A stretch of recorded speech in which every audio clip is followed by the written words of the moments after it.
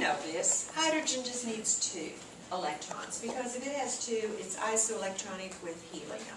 And we did that. We did water together, so we saw that. So that's really nothing new.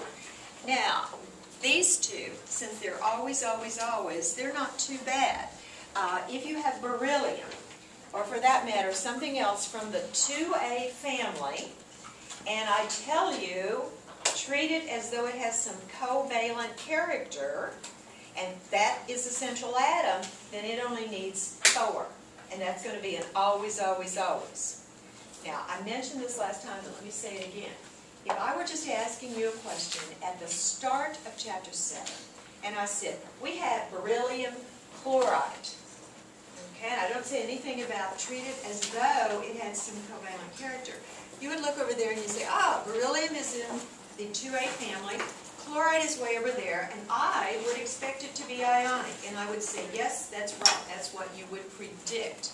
But some of those things, under certain conditions, can have covalent character. So, beryllium, it is a central atom, it just needs 4. And then if you go to boron, which is in the 3A family, and also other members of the 3A family, that, if it has covalent character, and I'll try to indicate that in some way. If I say go do the Lewis dot structure, that means it's got covalent character, or we wouldn't be doing a Lewis dot structure for it. Okay, so if boron is in the center, it just needs 6. Notice the pattern here, like the family. Family 1, family 2, family 3, and it needs 2, 4, and 6. So there is a pattern. This 4th rule is going to be the problematic one. And the reason it's problematic because it says sometimes. So sometimes it does it and sometimes it doesn't. So let's go back through here where we left off last time. And let's cut down through that. S is equal to N minus A. And of course when we use this, 2 things we know about it. S stands for share, which means we're talking covalent, only covalent.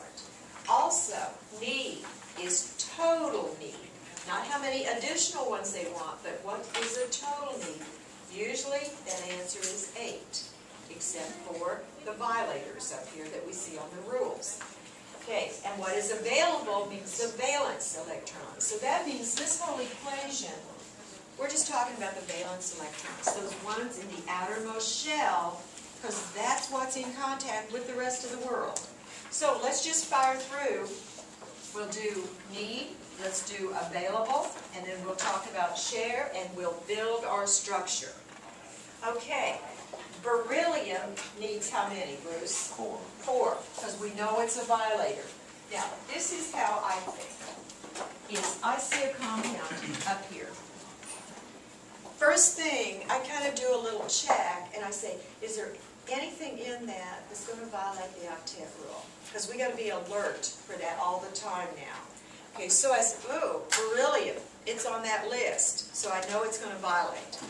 So it needed 4, and then I have 2 chlorines, and each chlorine needs how many, Nina? 8. And be sure and watch my map. When I'm doing this kind of stuff, I'm talking, I'm writing, I'm watching your faces, so I sometimes make math mistakes. The brain does not multitask real efficiently. Okay, available here. The beryllium comes with how many, Charles?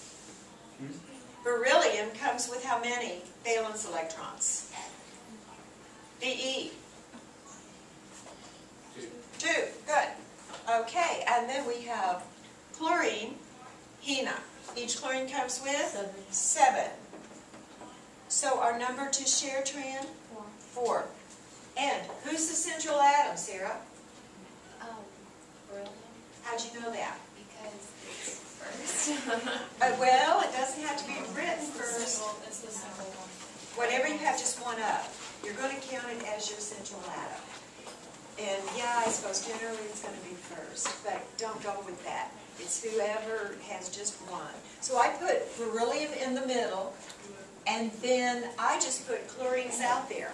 It doesn't matter. Top, bottom, to the sides, and I know I'm going to repeat this several times because I want to be sure everybody gets it. When you're doing Lewis dot structures, that's bookkeeping. You don't know a thing about molecular shape. You know, is it really linear like I have it here or not? Chapter 8 will tell us that. This is bookkeeping. Okay, so I put my chlorines there. Now, may I have a triple bond? Why not, Bruce? I only have 4 electrons. If you have a triple, it would take 6. Can't have a triple. May I have a double, Marco? Yes. Okay, you really want a double? No, because then someone will be able to. Oh, no. You blow them all in one spot, and this poor guy's left out in the cold. So what's the solution, Marco? Single. Single. 2 single bonds. Now, at this point, you go around giving everybody an octet that needs it. So I come over here, and if I point at this one, Nicole, how many more pairs does this guy need? 3 more pairs. Now, if I had said, how many more electrons does that one need? You'd say 6. Okay, so be sure you get, what's the question? Is it pairs or is it electrons? And this guy over here, Meredith? 3 more pairs. 3 more pairs. And notice how she's real careful to say pairs to identify which it was she was talking about. This guy, how many more? None. It's happy.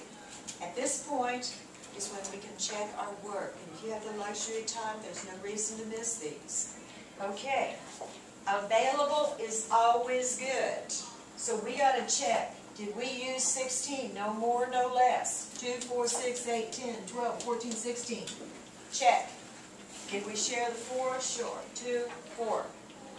Then, this part here, we really don't count for 20. The way we check for this, does everybody have an octet that needs it? I cover this guy up. That guy has access to 8. Happy. Cover it up and look to this side. That guy has 8. It's happy. Then I do this. That guy has 4. Rule 2. It's happy. Because beryllium and other 2A members, if they're in the middle, will settle for 4. And for us, that is an always, always, always thing. Are we okay on it? Okay, onward then.